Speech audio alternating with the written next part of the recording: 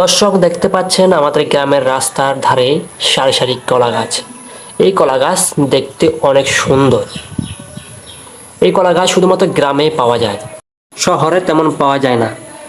একটা কথায় প্রবাদ আছে, আপনার ভোটের মূল্য আছে, ভোট দেবেন না কলা গাছে।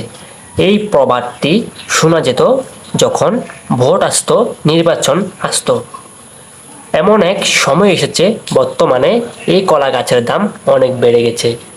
একটা ভোটের চেয়ে একটা কলার দাম এখন অনেকই বেশি। একটা সময় ছিল এই কলা গাছকে কেউ মূল্য দিত না। বর্তমান সময়ে এই কলা গাছ কিনেও পাওয়া যায় না। একটা সময় ছিল যে কলা গাছ অযত্নে পড়ে থাকতো যেখানে সেখানে, কেউ রোপণ করতো না, কেউ দাম দিত না এই কলা গাছের। কিন্তু বর্তমান সময়ে এই কলা গাছ কিনে এনে সারি সারিভাবে রোপণ করতে হয়। এই কলা ব্যবসা করে অনেকে লাভবান হচ্ছে। একটি কলা কিনে খেতে হলে দোকানদার 10 থেকে 15 টাকা নেয়।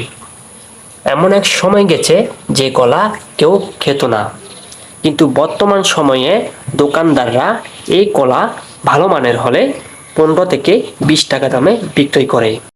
দেখতে পাচ্ছেন বর্তমান সময়ে রাস্তার দুই পাশে সারি সারিভাবে কলা গাছের চারা রোপণ করছে।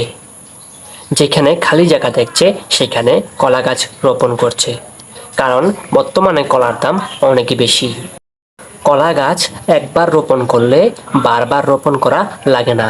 যে কলা গাছের চারাটি রোপণ করবে সে চারাটি বড় হলে, কলা ধরার পর কেটে ফেলা হলে সে কলা গাছের গোড়া থেকে আবার নতুন করে অনেকগুলো চারা জন্মায়। বন্ধুগণ, ভিডিওটা যদি ভালো লেগে থাকে অবশ্যই আমার পেজটাতে ফলো দিয়ে পাশে থাকবেন।